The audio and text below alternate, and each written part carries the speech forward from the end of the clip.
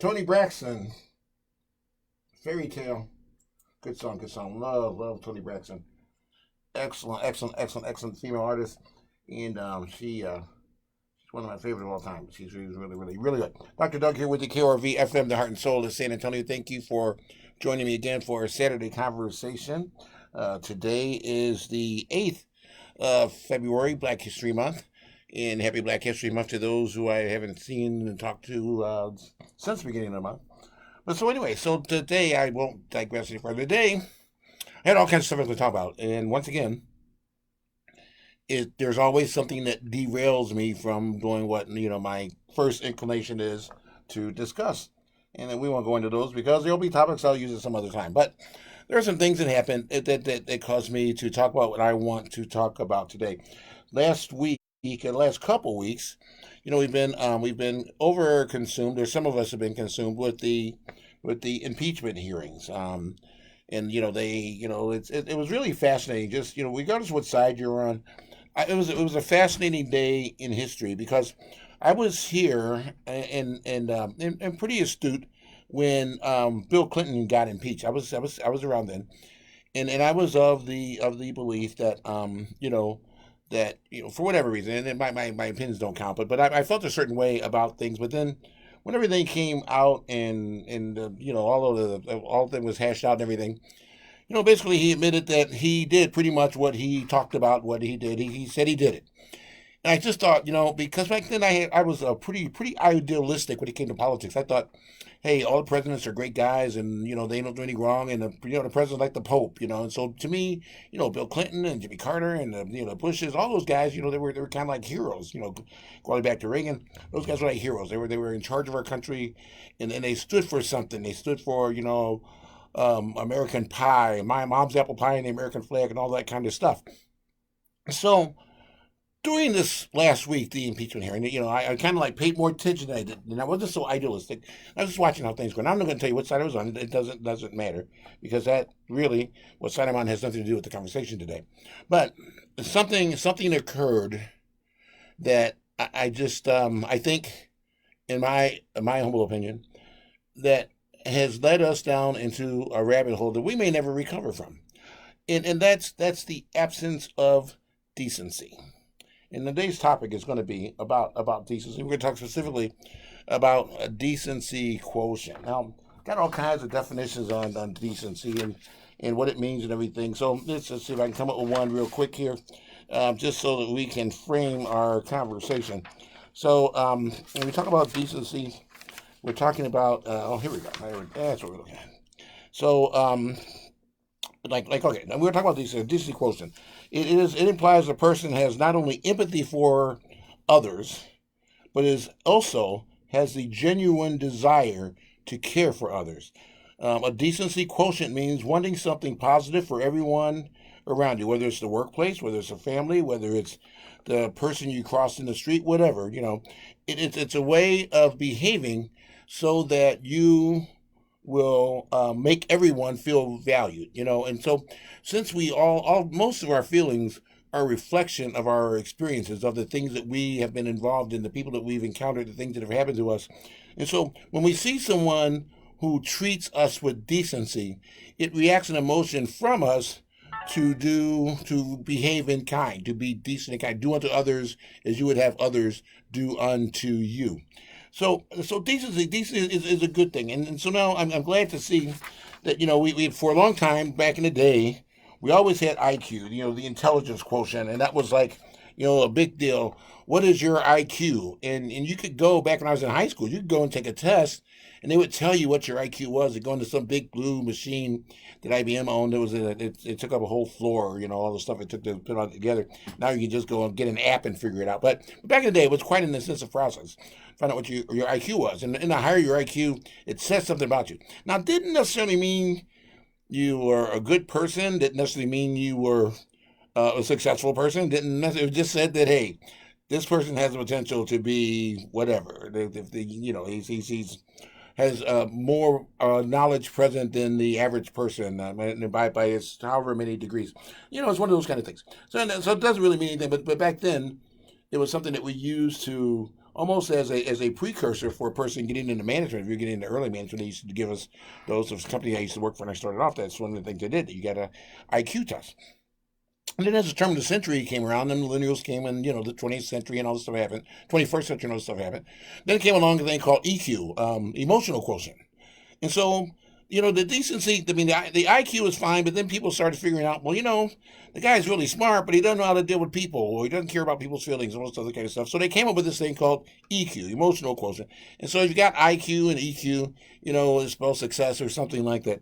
Well, then all of a sudden here, a little while ago, let me figure out this guy now. This guy is I believe he's still the CEO of MasterCard. AJ Banga. And AJ, he one of the things about MasterCard, if you know anything about them, they do a lot of community service. They have a huge social commitment to the betterment of everybody, no matter where they are. And so this AJ Banga, he's president CEO of MasterCard.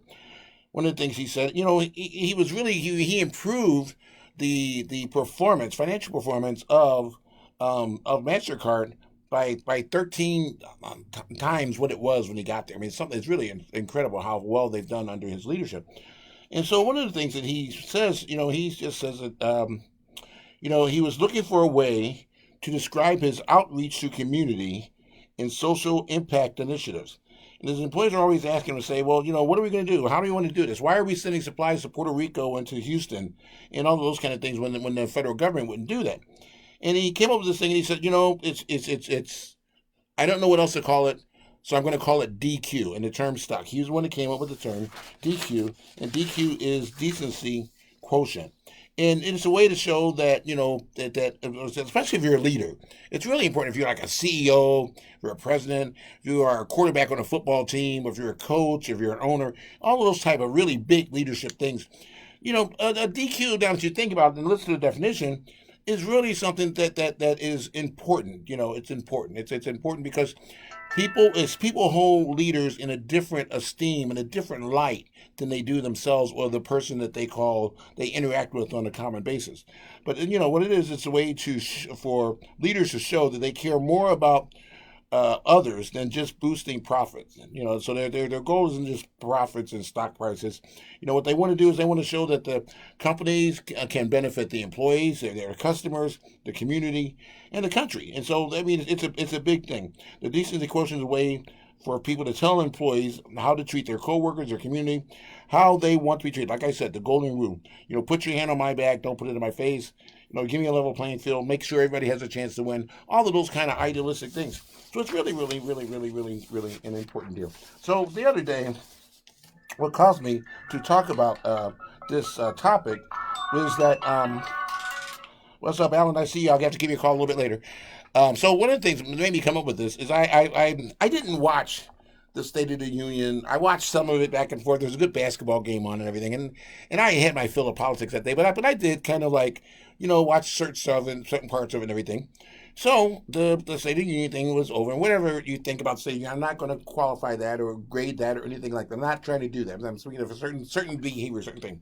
So the person standing behind the president who was giving a speech had a copy of the speech, and the person, who was Nancy Pelosi, right behind the president, she actually tore up the speech in front of him, in front of everyone. Everyone saw it. The TV camera saw it. Everyone saw it. And I thought, wow, I watch a lot of political stuff in my 60 plus years.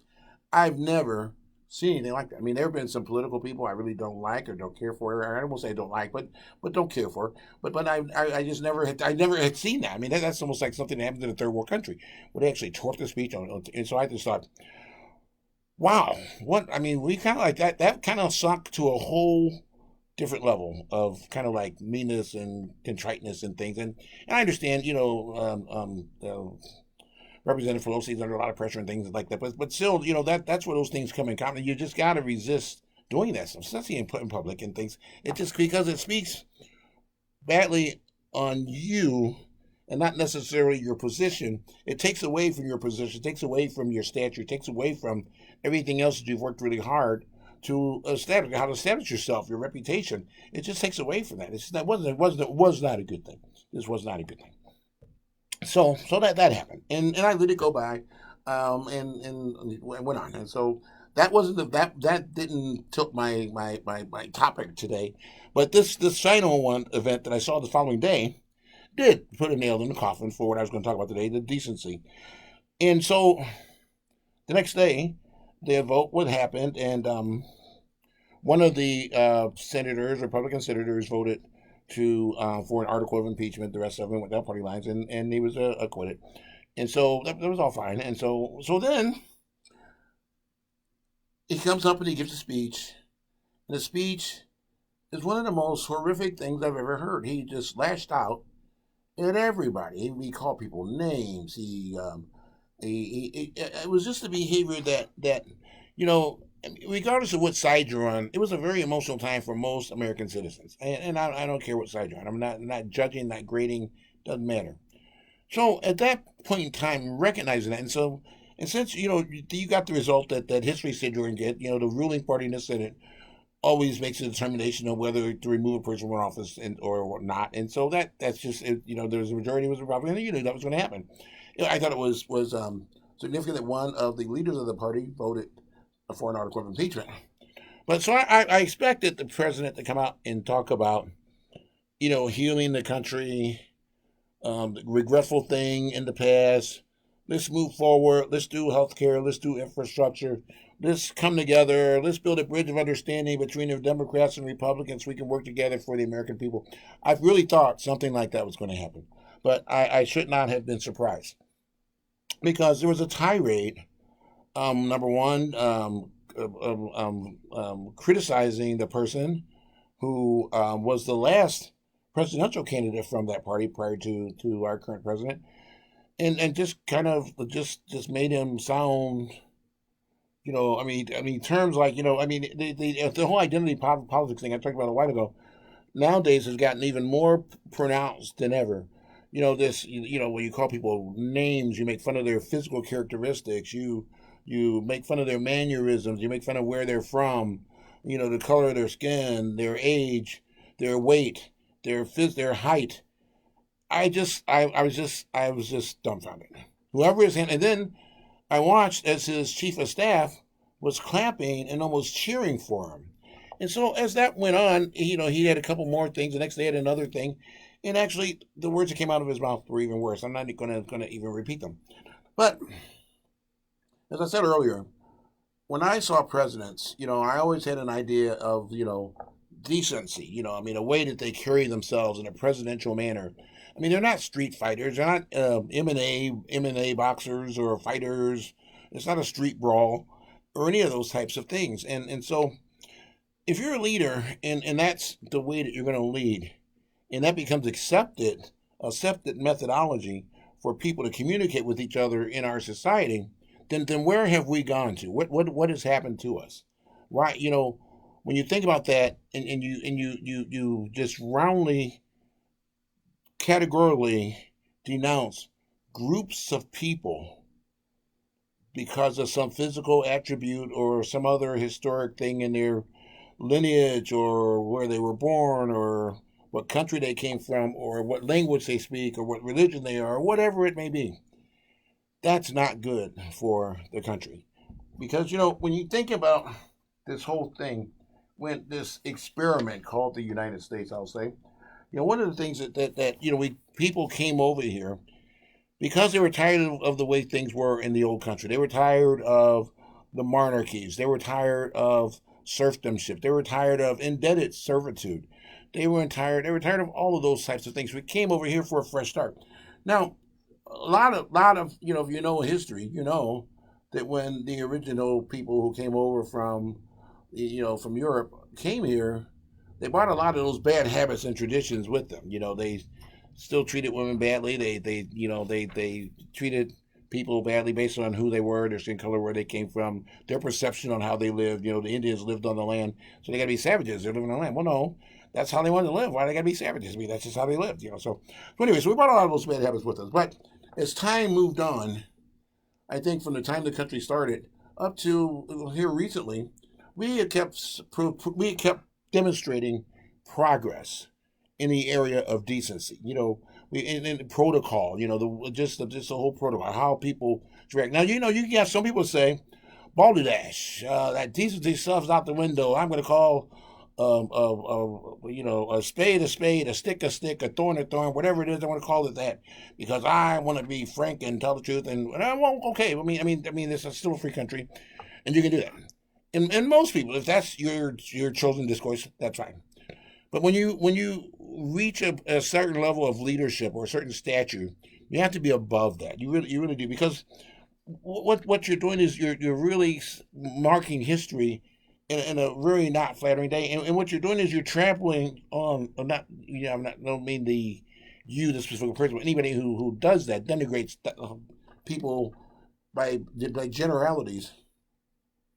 You're denigrating the legacy of those who built this country, and that's what because the country, when we at one point in time, even though there was the black white thing, the slavery, this and that, when things got tough, everybody got together, everybody moved in the same direction, and that was true whether you're black or white or whatever, because we were doing it for our country. So World War I, there were blacks in World War I that made significant contributions to the war. Same thing in World War II. We just had a aircraft carrier named after a distinguished World War II hero here from Texas. So those guys, they didn't say, well, I was treated badly, so I'm not going to go help the cause. They had decency. They said, oh my God, look at this guy. Even though he just called me a name, somebody just shot him. I got to go stand up for my fellow countrymen. I'm going to get behind this gun. I'm going to knock down some of these planes. I'm going to do whatever I got to do. Because regardless of whether we get along or not, that's my fellow country person, and I feel for that person. So I'm going to go and I'm going to react in a appropriate manner. And so so those innate values, of onemanship, of all of us, all for one for all, of treating people how you want to be treated. I'm afraid those things are moving away. And when I started this and came up with this whole thing, I wonder if, I don't know, I said do a study, but I wonder if the way we communicate, social media, the instant messaging, all of those types of things are one of the reasons that we are moving away from decency, that it no longer becomes as revered as it once was.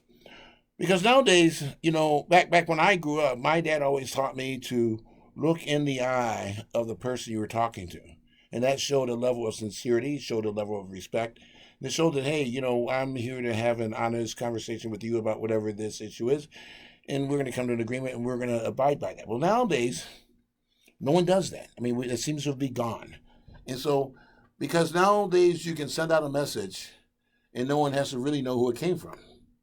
Or you can sit in a room or a closet and come up with whatever idea floats in your mind, stream of consciousness, and type it down and hit send, and it's gone.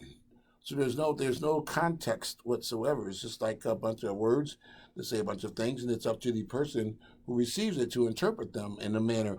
And so maybe that's why. And maybe decency is a thing in the past. Maybe it's something. Maybe I'm just really, really old school. I don't feel old, but maybe I am old because some of these values and things that I have, people look at me like I have a coronavirus or something, like they ought to put a mask and a suit on around me because they think I'm strange when I say those things. I mean those things sincerely. But when you look at the sacrifices that people made to make this country great, you look at all the things that they've had to do. One, they're working under harsh conditions, to moving rocks, stones, trees, to build railroads, bridges, buildings. People who've dedicated their lives to science. We just talked about wars. We talked about all different types of things that all people, not one race, not two races, not one gender, not both genders, all races, all genders have contributed to make this country great. So when we don't treat each other with decency, we're saying we don't respect their contributions. And I think that's a problem. I think that takes us to an all-time low. And I think that's something that each of us need to look within ourselves and figure out, hey, did I really mean to say what I just said? Or did I really mean to do what I just do? Or did I really mean to and that's why I go, out of my way to try to be one person on the media, on social media, who does not get out and say, I've never once said I hate our president, I this or that. I talk about behaviors that I've seen, that I can observe, that I can assess, and I can make some type of an intelligent picture of what that means and how to interpret it and how it's meant actually, because I'm good at reading body language, and so you can see when he was speaking the other day, he meant to hurt people. And so now we've got a person who's a Secretary of the Navy being sent to the Pentagon in a desk job. We have another person who was worked for the military, for the Army, who's a career Army person, representing our country in another country. Now, his wife and family feel threatened. Um, it's just amazing how all of this has evolved, and there is no public outcry. People just accept it, and it's wrong. We shouldn't just accept it. It's a behavior that we wouldn't take from any of our children or any of our close friends. If I had a close friend that behaved in that manner, I would call him up. I would get on a plane. I'd get in my car, and I'd talk to him. Say, you can't do that. So anyway, the whole thing about the decency quotient. We've always, like, as I said, we've measured all kinds of things like intelligence. We've measured emotion, but now this whole thing about decency goes this a steps further. It implies a person not only has empathy for others, but a genuine desire to care for them.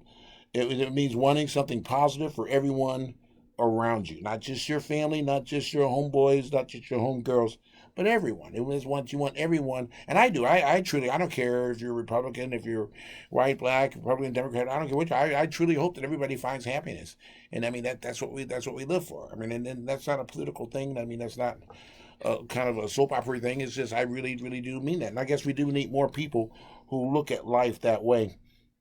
But when you think of this guy, AJ Bongo, the guy who came up with the term DQ, if you can bring your decency quotient everywhere you go with you every day, you will be a person who people want to be around. So check that out. So, because sometimes emotionally we're not there. Sometimes we're in a situation where if you don't know technology or you don't know this or that. I was here last week when we had Noah, Dr. Maburu's son. He knew some stuff on the computer and everything. Heck, I needed him today because I had some problems in the station today. But anyway, so so sometimes you don't even have your IQ and it's not there. But one thing you can take with you every day, you can take your decency quotient with you every day, everywhere you go, and put it on display with everyone that you meet. And you'll find that you will be a person that people will want to be around. You will be a person that people respect and just enjoy your company. And I'll tell you what, nothing's better than being around good people, good company. Decency quotient. Look it up. Dr. Doug here with you, KRV FM, the heart and soul of San Antonio. Today's Saturday conversation was on decency and the importance of decency. Is it lost in our culture? Is it something that we are going to get back? That's the question I'd ask you to ask yourself. Dr. Doug here with you today. I'll be back next week. Thanks for listening, everyone. Have a great one.